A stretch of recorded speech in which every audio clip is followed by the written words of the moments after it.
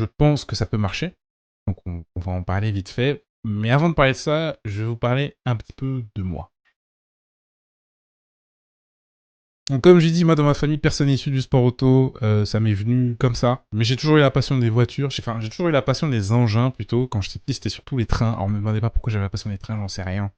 Si tu me demandais ce que je voulais faire quand j'avais 6 ans, c'était conducteur de train. Voilà. J'ai toujours aimé les engins, j'ai toujours aimé les voitures. J'ai fait partie de la génération qui a grandi avec Gran Turismo. Donc forcément, ça m'a impacté.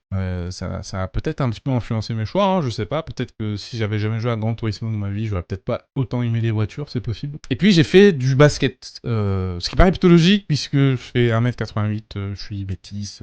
On va dire que les prédispositions s'y prêtent. Et puis le basket, c'est devenu un petit peu ma passion puisque je faisais que ça en fait. Je faisais du basket, j'allais à l'école, je rentrais chez moi, comme tout basketteur de 14-15 ans qui existe. Hein. Tu fais pas trop grand chose, c'est-à-dire t'es à fond dans le basket, etc. Et puis je pensais faire peut-être une carrière là-dedans, une carrière de sportif, pourquoi pas.